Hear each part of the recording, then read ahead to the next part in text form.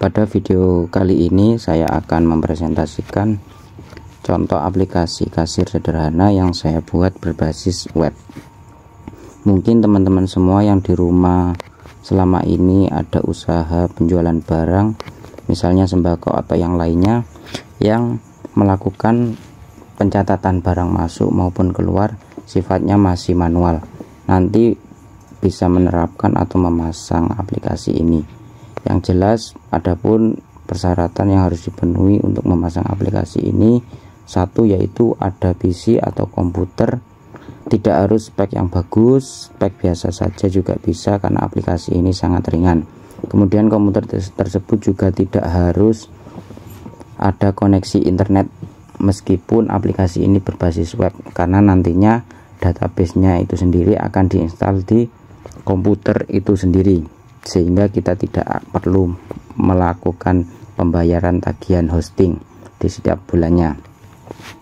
Kemudian aplikasi ini saya buat tanpa login, tidak ada halaman login, karena saya anggap aplikasi ini sifatnya single user ya, satu orang yang masuk, satu orang yang mengakses. Apalagi tidak di online kan, tentu datanya cukup aman karena akan diakses oleh pemilik toko atau pemilik usaha itu sendiri. Aplikasi ini saya buat sederhana dengan kecepatan load data yang relatif cepat, kemudian dengan menu-menu yang simple tapi sudah cukup memenuhi.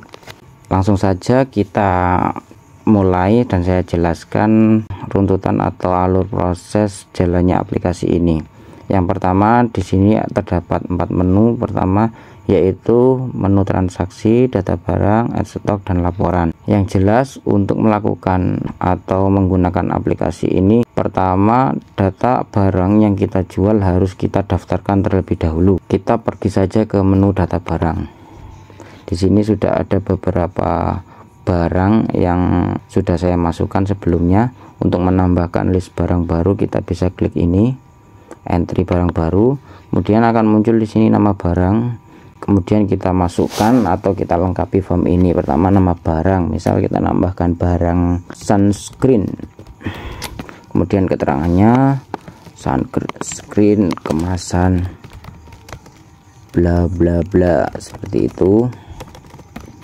Kita tulis harga belinya. Misalnya harga belinya kita 15.000, ini harga ambilnya kita.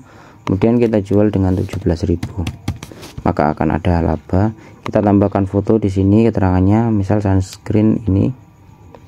Kita tambahkan simpan. Data sukses disimpan. Di sini sudah muncul.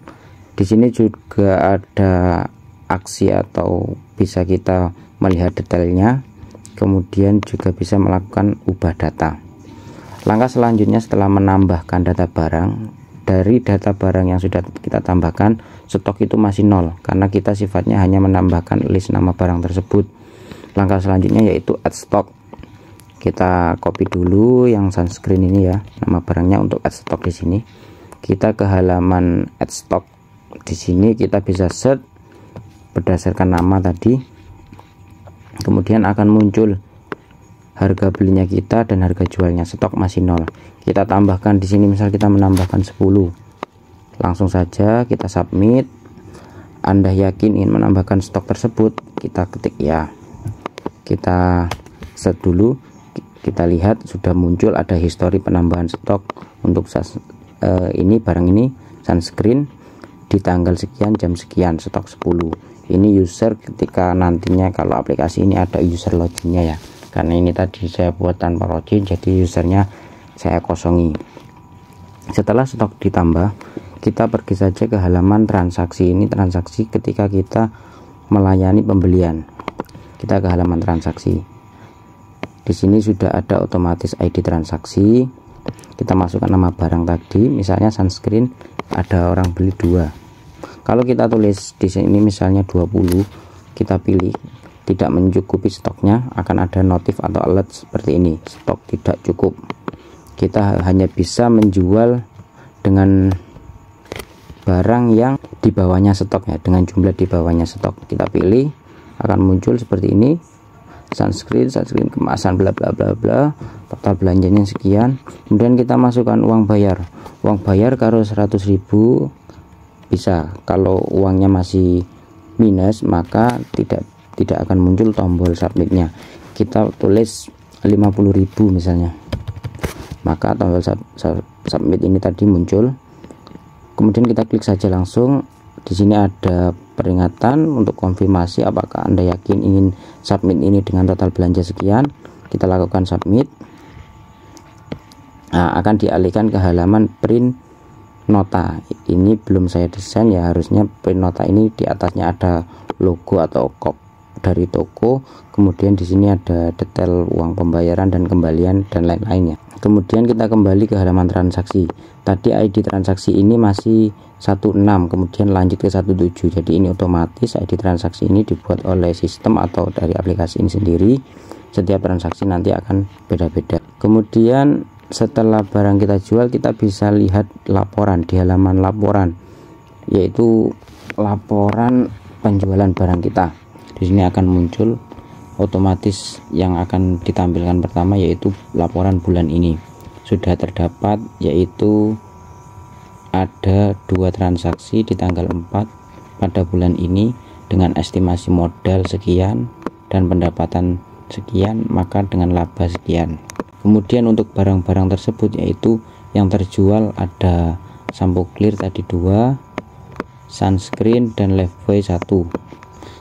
Kita juga bisa melihat secara overall atau total di paling kanan, baik estimasi modal, pendapatan dan laba, atau sisa stok di setiap barang yang kita jual. Untuk membuktikan stok sampo ini terjual sekian, sisa 2 ini, kita bisa masuk ke halaman tadi data barang. Kita lihat sampo di sini ada 3. Di sini terjual 2, berarti stok awalnya 5. Kita lihat, kita pernah add stok di sini yang sampo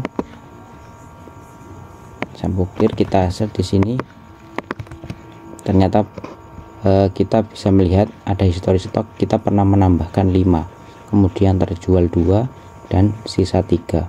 Berarti untuk jalannya aplikasi ini, untuk perhitungan datanya sudah benar. Mungkin tinggal menyesuaikan kebutuhan kita di halaman laporan ini. Misalnya angka-angka ini yang terdapat di dalam tabel bisa diklik total transaksi 2. Ketika diklik itu akan muncul transaksi ID berapa saja, kemudian atau kita bisa menambahkan menu set untuk mencari ID transaksi. Semoga bermanfaat. Terima kasih.